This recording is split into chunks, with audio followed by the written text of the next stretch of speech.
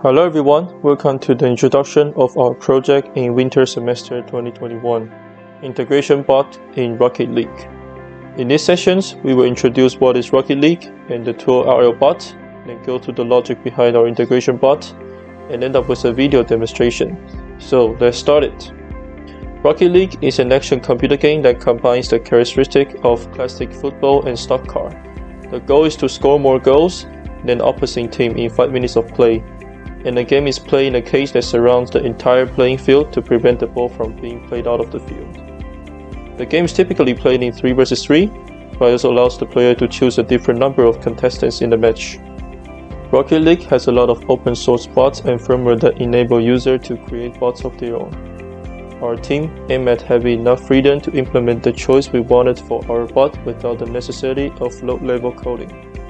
In order to accomplish this, we've chosen Works ERLU with 2 accessible low-level foundation parts, RLBot Gosling Utility.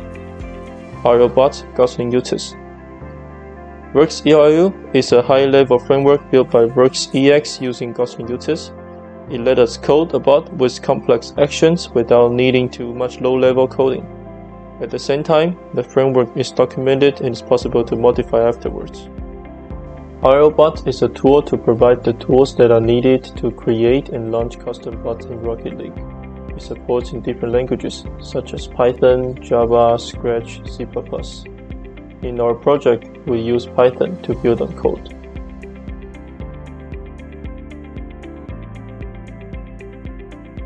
In order to launch the bot, we can select our bot from the list of bots and also pick our opponents from it. After clicking on the green Start the Match button, our bots will run the code and start the match. Now we can see how the bots will act in Rocket League.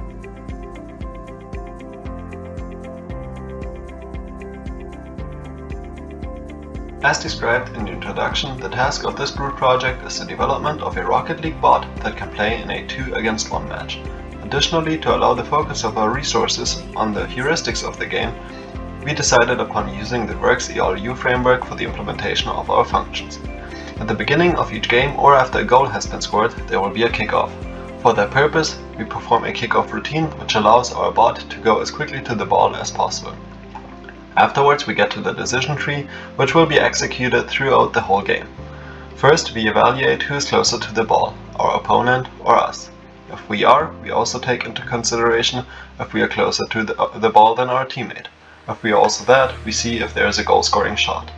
If a goal-scoring shot can be taken, we of course want to take that and hopefully score. If not, we just want to shoot the ball away from our own goal and see how the game plays out from there.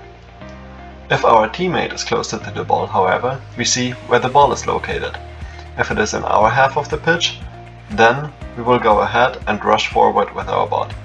That means we position our bot that in case our teammate clears the ball, we are already in the opponent's half and hopefully can score. If the ball is not in our half, we evaluate the level of our boost. If we still have a sufficient amount of boost, we will just stay back, our teammate can see if he can score a goal, and we can intercept a counterattack in case that happens. If we do need boost, we of course find the closest boost and drive there and get that. To get to the defensive behavior of our bot, we see what happens when the opponent is closer to the ball than we are. There we evaluate if the ball is closer to our own goal than we are. If the ball is closer, we probably don't have a direct impact onto the ball and just rush to our own goal and hopefully can act there as a goalkeeper if it's not too late. If we are closer to our own goal than the ball, however, that's where we once again evaluate who is closer to the ball, our teammate or us, and if we are closer to the ball, we will rush to the ball to either make it there before our opponent despite the bigger distance, or if not, at least hopefully intercept the ball that he's trying to shoot towards our goal. If our teammate is closer to the ball than we are, then we just rush to our own goal and once again act as a goalkeeper in case his rush to the ball function is not as efficient as planned. Furthermore, as you can see with the green boxes, each function was implemented by a different team member, which allowed an efficient development process. Now, we went through the theory behind our bot, so let's look at some gameplay and see how our bot actually performed.